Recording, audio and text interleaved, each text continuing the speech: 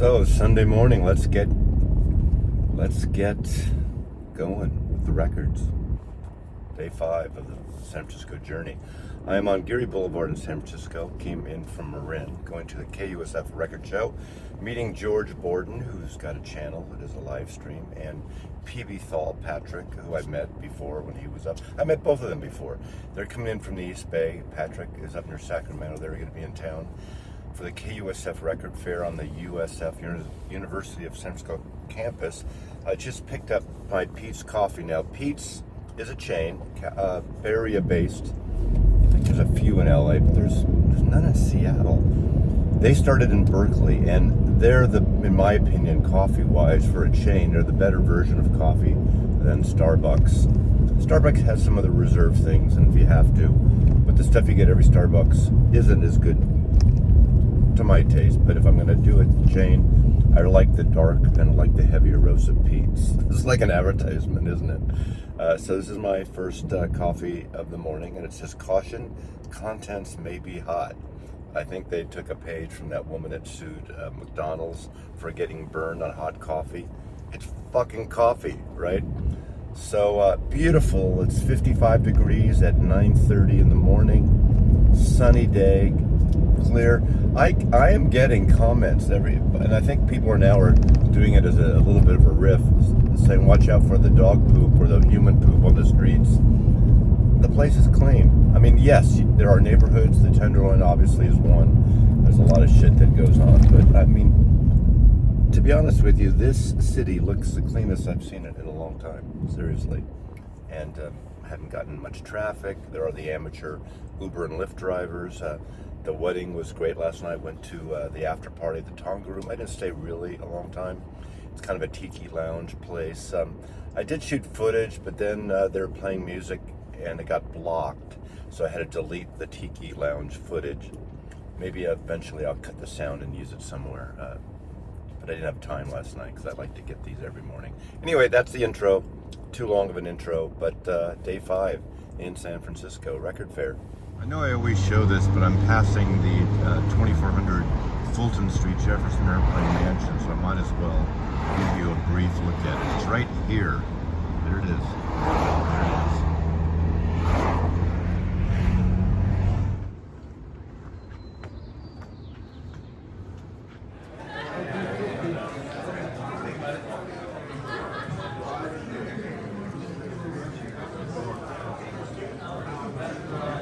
I'm allowed to show naked pictures on my YouTube. I'm allowed, sort of, because I say so. So, I'll put a warning so kids can't watch this video. I'm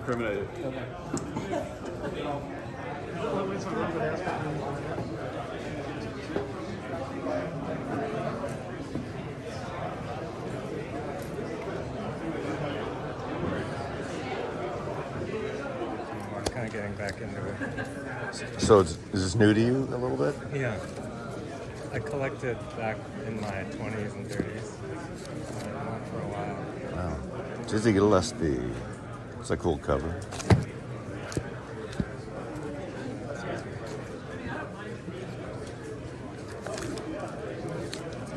It was so funny. I went on a walk on Friday with my camera, and I just happened, I'm going to go to the tower at the Young.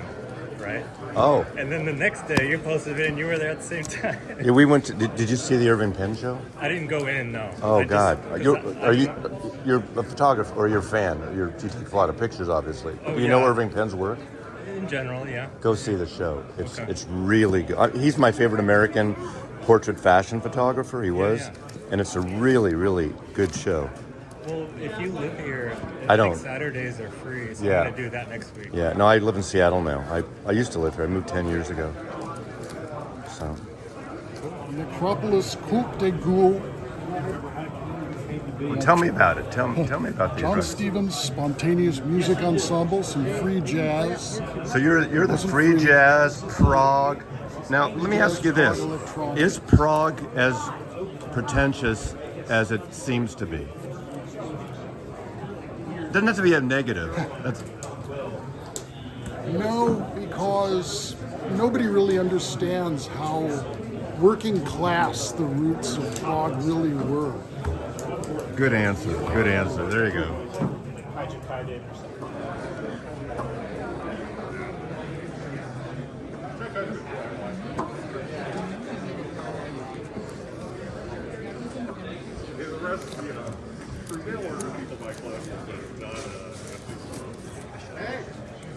Jeff Tweedy is at the show today. Look at this. Oh, I thought you were Jeff. I thought you were. I wonder if there's a not so great gospel section here. I love gospel. Wow.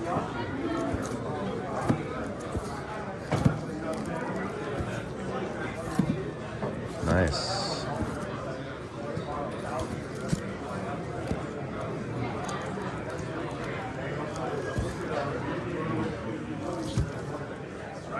It's the 65 tour book.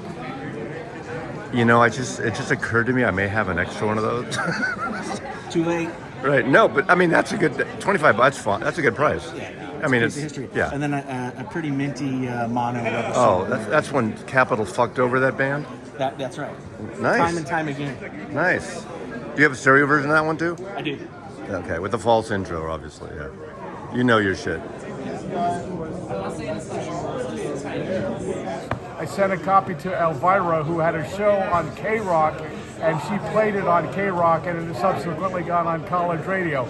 So I enjoyed a fleeting notoriety. I didn't become rich and famous in the music So you business. wrote this lyric. I wrote You this sent song, it- you Blind sent- Man's Penis. It was originally called And you Piece sent it of to Love. some guy in Nashville. You paid Yeah, him $80. Ramsey Kearney, a song shark. But he didn't publish it. He doesn't own the publishing, does he? No, it's called Song Sharking. In fact, there's a whole documentary made about this business called Off the Charts, the Song Palm Story. I'm featured in it, and it talks about the whole song shark industry, how these fly-by-night operators encourage lyricists and poets to send their lyrics and have them recorded and put out as maybe records or as tapes, and it's not a legitimate business. But And so Enigma put this out put as it a out single. as a single. What year was that about? That was in 1983. President of Enigma Records contacted me, and we put out an album called "The Communists Are Coming to Kill Us." So I got a couple record deals out of doing pranks, which is a refutation of all the crap that people do in order to get record deals. Has a movie been made of your life story yet? No, I'm not that interesting. I enjoyed a fleeting notoriety in LA in the 80s, and that's it. I'm a Got it. nobody. I'm invisible. I'm powerless. I'm a nobody. I enjoyed a fleeting notoriety with this, and subsequently put it out on my own. And who did label. these illustrations? Can you- I drew these. Oh, I these are draw yours? these pictures. I've been drawing since I was a little kid. Nice. I should draw more. I'm just spending too much time playing guitar now. Well, there you go. So thank you very much. Thank you. So I was able to get him down a little bit. And then this Green Warner, Is that a greenie? A greenie? Grady. Nice. Nice. I don't have a wide angle here. There we go. Okay. This t-shirt? So this is a KXSF radio station in San Francisco. Came out of the ashes of KUSF, who fired all the staff, and we had to pull ourselves up by the bootstraps and start a new station, a far superior station. That was like 15, 20 like years ago. 12 years ago or so. Yeah. That's when I started my show on KXSF, which is called Off the Hook, 1 to 4 every Friday. And I play all the most current music that's sort of a lesser known artist, give them exposure. And I do a birthday segment in the middle of the show where In the middle of your sandwich? in the middle of my sandwich. Like this is. Look, you can see the hippies on Haight Street. So now Ace can be mad because Abba owns his likeness. So yeah.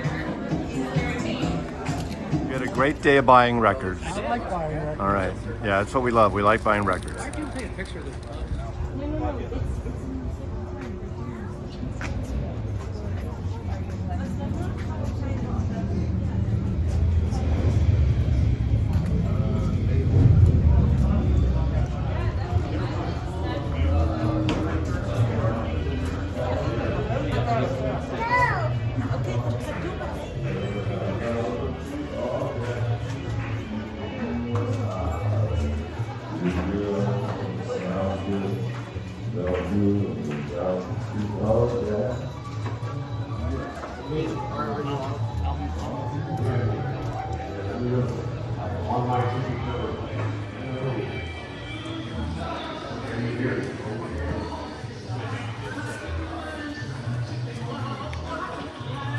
Whack-A-Mole and Amoeba. I'm gonna do 3.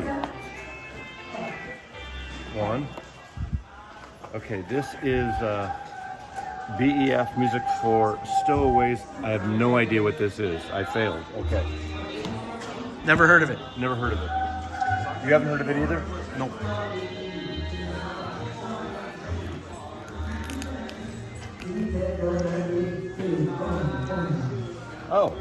Oh, I need to get this. Joanna Newsom, harp player, kind of a freak folkish type of thing. I love her records. One of my favorite records is YS. It's not here. It's not here. But this is her first album, as I recall. I'm thinking this is 2004 or 3. I'm not quite sure. I'm not sure what. Yeah, I don't have this on vinyl. This is the Milk-Eyed Mender first record. So I love Joanna Newsom. Plays the harp, has kind of a high Kate Bush-like voice. She, the Is YS record was arranged, the orchestration by Van Dyke Parks. Great record. Okay, one more.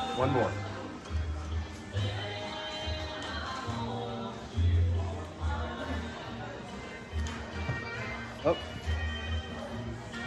We got Tull, winner of Best Heavy Metal. 1988. Yeah. You know, I don't know this album at all, but I know Jethro Tull. I know this record too. I saw them once at the Open Coliseum, opening up for ELO in around 75-ish. I might have been the Big Flying Saucer period. Is that the Out of the Blue? Was that 75? Out of the Blue, yeah. No, it was 78. It wasn't that late. Anyway, I saw them on whatever tour that was. But Jethro Tull, of course. Look, what is this? There it is. It's Ian Anderson. Okay. Anyway, I just did 3 Whack-A-Moles when I'm in this record store like this. 3 Whack-A-Moles, because they never invited me to do a What's in Your Bag episode. Thanks. Next year. Okay.